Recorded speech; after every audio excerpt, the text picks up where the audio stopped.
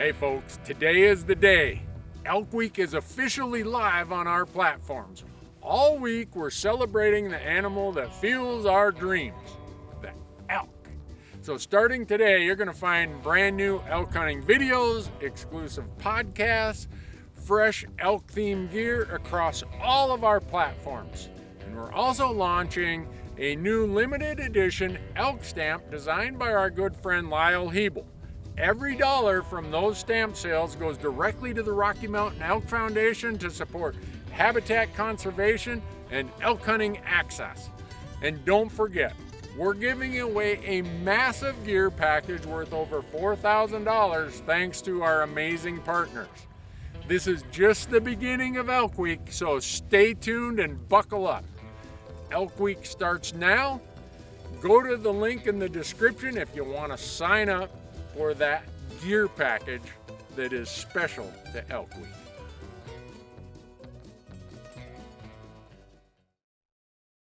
Steve, thanks for taking time. I know you're on vacation and I hate to bother you on vacation, but you got me in my happy place though, so that's good. Yeah, okay. Well, you're always happy. I am always happy, but I'm happier when I'm in this undisclosed location. Okay, well, undisclosed. Corey, are you in an undisclosed location? No, but if you saw the mess that was all around me, it looks all nice and tidy here, but everything behind the camera is chaos. Yeah, well, we've been filming so hard all week. If you could see what's just right over here off my left shoulder, it looks like a yard sale or someone broke into a production facility. There's lights and tripods and cameras, but we're trying to get all of our content ready for Elk Week, which is part of what this podcast is about. It's all things elk. I guess the Elk Talk podcast should be about all things elk. And that's why we have Corey on here, Steve, is for all things elk. And yeah, to steer Randy when he goes off topic, which happens about 59 that in times itself is a per minute. Yeah, that's a full-time job, Corey. Yeah, Steve knows that because when I served on the Elk Foundation board for 6 years, Steve had to deal with me going into the ditch while I was on the road every once in a while, or on the board every once in a while. Into the details, Randy, not the ditch, into the details. I was going to say, okay. I've ridden with Randy before, and there's some going into the ditch when he's on the road as well.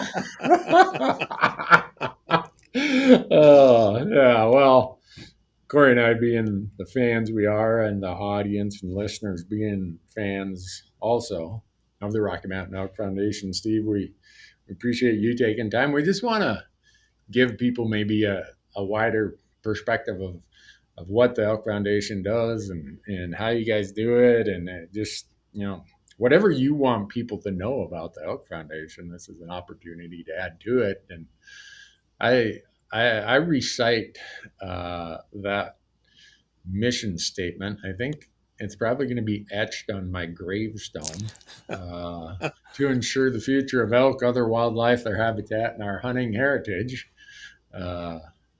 That's a mission statement, but it has a practical application of how it applies out in the hills, how it applies in all the things that you guys do. Yeah, and it's been consistent from the beginning for the most part. Ensuring the future of elk has always been the same. The other wildlife component of that has been consistent. I guess in the beginning it was to raise funds for direct benefit, but ensure the future of has been from early on. And then we added the hunting heritage component of that, just knowing what a vital role hunting plays in conservation, the North American model, how we manage wildlife, how we fund wildlife management in the United States. And from an application perspective, I think our mission programs have stayed very consistent. While some things have evolved, Randy, as you're well aware, when, in 80s and 90s, it was habitat. I still remember Jack Ward Thomas telling my father and Bob Munson that if you keep it about the habitat, you can't go wrong. I look back on those days actually fondly because it was a lot easier. And our systems around habitat stewardship, ensuring that there's quality habitat, our access programs, our land protection programs are very evolved, very established. fairly unique to us, but they still by and large do the same work that they did beginning with Rob Creek back in 1988, the first lands project that we ever did. um, the nuance now is advocacy, and how advocacy plays into it plays an important role in the delivery of our mission. You can't do active forest management, you can't do land protection, you can't really do any of that. In fact, I don't know what we can do in this country anymore without having politics involved. And that's, I'm not saying that is a good thing, I'm actually saying it's probably not. But advocacy is an important part of our mission today, more important today than ever before, and growing as time goes on. And having just some of your recent travels, Randy, you can attest that politics play into some things today. Oh gosh, yeah, Well, and the I'm sure. advocacy piece of it is, I think that's evolved as well because I spent a lot of time back in what the early 2000s or so defending the Rocky Mountain Elk Foundation because people were coming out saying they didn't take a stance on wolves. They don't have a stance there. I wish they'd get more involved. And now I think the Elk Foundation kind of leads the way on those important things, whether it's wolves, whether it's public land access, those types of things. Yeah, you're right, Corey. The issues themselves have evolved, and the tactics of the other side, I think, have evolved. When you see some of the ballot initiatives, ballot box biology, you can call it or reference it, the groups that use those efforts for fundraising for a desired outcome, it's all kind of bundled into one. We were very fortunate last year in Colorado to defeat I think it was I-124, the bobcat mountain lion hunting. That is a new tactic we see more and more in a lot of these states. And we, as a hunter group, need to be organized. And let's be honest, traditionally, hunters spend time talking about rifles versus bows, public versus private. We find 9,000 ways to fight amongst ourselves. And we have this united body that's trying to chip away at our right to hunt. I think we need to think about being a little bit more coalesced in our messaging and in our just protecting the whole of it. Well, and we've seen that evolve so much just from the wolves in Colorado. I know you guys Yeah. had a strong mission to get people out to vote on that, and we saw a lot of apathy there. And something that happened that, I mean, it was the slimmest of margins there, that just a little Yep. bit more of involvement and engagement, we would have stopped that. So we see then in the same state, the bobcat and mountain lion issue getting shut down, and then more recently the public lands. I think that sparked hunters to get involved. I've never seen involvement like that from multiple groups of users. But then the problem is we went right back, as soon as we win that, we go right back to attacking and saying, make sure you go and boycott anybody who didn't stand up for this. And it's like, why not reach out and educate them and engage them and get them on our side rather than continue to divide things here? Right. Yeah. No, we have a tendency. I don't know if I want to say eat our own, but at some level there is a greater tendency towards that. And it's really, when you look at the two, Colorado has evolved just from a political landscape quite a bit in the last couple of decades. If you look at the tactics that were employed around the wolf issue, the reintroduction, there was a lot of based on CPW, based on the science. We were very practical in our argument. The other side tends to use emotion a lot, and with I-124 and the bobcat uh, mountain lion issue, we still put out a lot of the practical science, the common sense pieces, but then towards the end, there was also some emotional appeal that appealed to more of that. I hate to say that soccer mom voting block in suburban Denver, which has a huge number of votes, and bringing some realities to what it would mean to have, and what some of California's experienced since they've done, Yeah. they did away with the similar predator hunting.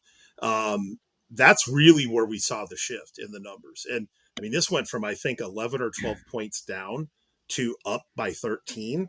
That's a Yeah. massive swing. So learning on our side how to be more effective in messaging, how to put our compelling story out there and aggregate that, I think, we're learning more, if nothing else, in improving our position on that and our outcomes. Yeah, that was, you guys hosted just a session, I don't know what you'd call it, at SHOT Show in January of that year, Steve, and invited quite a few of us there, and a lot of the policymakers, their lobbyists, a lot of the other groups, and you guys hosted that. And one thing I took away from that was there was a strategic communications group involved. His name was Mark. I'm trying to remember his name. Anyhow, he said, this isn't going to be won or lost. Talking to hunters and ranchers and everybody else. This is going to be won or lost on the front range communities from Colorado Springs to Fort Collins. Yep. And we have to craft a message. And I don't know if he was looking at me, but he said, we can't have a bunch of old gray haired farts being the messengers. And I stood up and said, I can leave now. But he had a very valid point. If we are here to win, the old game of talking to ourselves and having the same message and having the same messengers, we've seen what those results were. And so we tried something different in the Colorado initiative. And when you're talking about things evolving, you use Colorado as an example, but I think the issues evolve, just the impressions and the connection, the reduced connection people have to wild things and landscapes. They don't go to their uncle's farm for a weekend in the summer anymore like they did 40 Right. years ago. So as all that evolves, I'm glad to see us starting evolving as how we are going to communicate and play our hand in this whole game of ballot initiatives, public perception, just all that. And I think it was very effective. Yeah. Yeah, it was a great outcome for sure. And I think it demonstrates that even when you look at the political landscape of Colorado, having a win like that there does give us some confidence that we're in a pretty good place. We have the right message. We have, we stand on facts, we stand on common sense, and a lot of things that, as in politics don't really exist anymore. But the broader public, I think it does still exist. And when we come from that perspective, I think we can have success. Yeah. And unite, pull people together. Like, we need to speak more in one voice. Yeah, I think, Corey, you brought up a good point there. And maybe people are tired of us hammering on it in this podcast, but this fighting and arguing over, I say lighted knocks, because I remember the lighted knock argument in Montana. Yeah. If people would have invested as much time, 1/10 of that time, in going and improving access to elk, we'd have access to every elk in Montana. It was insane, the bloody noses and the scabs and broken limbs that came from arguing about lighted knocks. Yeah. It's like, and it drug on forever. Yeah. And I mean, Corey, you guys have just went through it. I mean, you got legislators who are circumventing process and stuff. And so hopefully we can start learning some lessons from our own successes and quit that. But yeah, just in the last couple of days, Corey, what you mentioned, I'm getting all these emails. Well, why didn't so and so do this? Why they didn't jump in until blah blah blah? All right, I didn't hear any. I think people just think that everybody's on social media and that's where everybody does their work and their advocacy. And, they don't see somebody posting 6 times a day on social media. They think, oh, he's Right. doesn't have a spine or doesn't want to stick his neck out. And there's just, I think the encouraging thing that I saw from this latest public lands win was the activation of people utilizing the right channels. It's very common to see people get up in arms on Facebook or on Instagram, but very seldom do they actually make a phone call. And they might sign a form letter and hit send on it. But I think, in my experience, those form letters, as powerful as they are and as good as they are and as easy as they make it, a phone call, just a kind phone call to express your concern to a senator or a legislator or whoever it is in whatever situation, has so much more weight. And we saw that this time, that Yeah. senators did not want to hear another phone call because they were getting absolutely pounded, which is how we get that message through. We had more than 27,000 comments submitted through our portal to legislatures, uh, to lawmakers in Congress in the last couple of weeks. That's an incredible grassroots activation of individuals expressing their opinion. And Corey, you make a good point. Like there's different forms and styles of advocacy. Yeah. RMEF, we try to position ourselves as an adult in the room. And I don't mean that in a derogatory way to anyone else, but advocacy is not a fundraising program for us. I'm responsible for the fundraising at the Elk Foundation and all of it. We do not look at advocacy as a form of fundraising. We will not march on a Capitol, wave banners, call lawmakers names, throw people under the bus. We look at a desired outcome and we try to have common sense, calm conversations representing our stakeholders for our desired outcome. Because we don't depend on it for fundraising, we don't take issues and try to manipulate them or use them for our own benefit. We truly look at what is the outcome that our stakeholders want and how do we best navigate to that. And I can assure you, taking a governor or a senator and just blasting them on your social media does not help you get a meeting where you can sit down and have a realistic and calm conversation about your constituents or your stakeholders' desired outcome. Yeah, and I think And we are disciplined to that. And I think a lot of times we, as a social media using body, think that the president of the United States, all the senators are following our timeline and seeing our feed and seeing our comments. And even if you tag them, I mean, you look at Mike Lee and how many times he was tagged on Instagram. It was a lot, but I guarantee you he's not going through and reading those comments. He doesn't care what social media says, but his office recording that there were 7,500 phone calls in a day saying they oppose this public lands. That's a record that they've got to at least recognize. Right. Yeah. And the other part is, I think as more and more people gain their, if you want to call it information, I don't want to call it news, gain bits and pieces that form their opinions on social media. They think that's the only sphere that is in play. Like I had somebody light me up and say, "Oh, you're a Johnny come lately to the public land thing." And Yeah, yeah. I go and look at this person's profile, and I don't think they're more than 24 or 25. So, okay, No. that's fine. But I politely sent a message. I said, if you go follow my other channels like YouTube and my Hunt Talk Forum, blah, blah, blah, blah, blah, I've been in this game for 20 years. And the person replied, well, that's because you're old and you don't know where it's really happening. Yeah. Okay. But when I go to legislatures or Congress or get invited to meetings, where it's really happening in a lot of places is, I don't want to make it sound like it's backroom deals, but you get invited to meetings because you deal in facts and truth. If you aren't dealing in facts and truth, you'll get carved out of that sooner or later.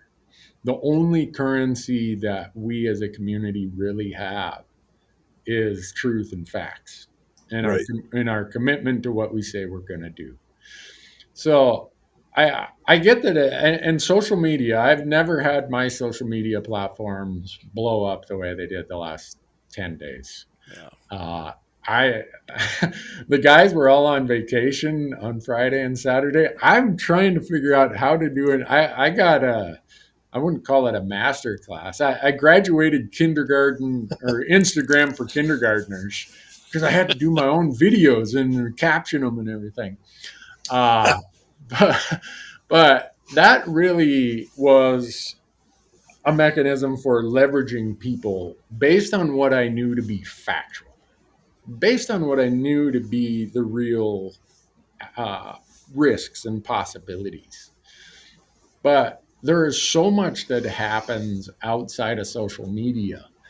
And there's always this criticism of, well, why aren't they on social media saying this, or why aren't they that, or and I always tell a lot of people, I'm like, well, that group or this group or whatever group, I see them. I'm on calls with them or on calls with their lobbyists. I know they have relationships.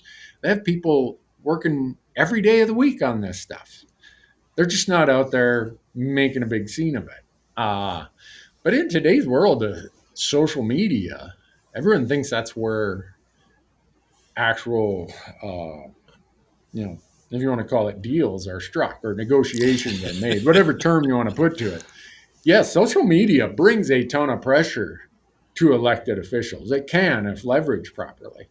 But what you said earlier, Steve, if we use social media as a tool to say that dirty, rotten, no good for nothing, him or her, you're not going to be invited to those meetings. You're not going to be at the table after doing that enough times.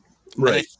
I think social media is wonderful for spreading the message, getting people Yep. fired up, getting the troops rallied, but then Yeah. just resharing or reposting a message on social media does nothing other than spread the message further. But there's an action that has to happen that I think we've missed in the past that we got this time. That yes, I'm going to share this post. Yes, I'm learning from Randy's Instagram videos, but now I'm going to actually pick up the phone and make a phone call and find out who my senator is, make a phone call and say, hey, I don't agree with this. And I think that was a huge step forward for us in, using social media to spread the message and to rally the troops, but then getting everybody to actually engage and take a step that makes a difference in, the right channel. Yeah, the you're right, Corey. The phone call and email thing for politicians, those are coming from voters and they can quantify the number. Yep. And when an office hits a certain number, they take notice. Like they Yeah. are 100% on point. What's going on and how do I make decisions here? And that's where a lot of times they'll call and we get calls asking what's really going on, like No. what is the true sentiment here, and what is the best place to what's the best outcome.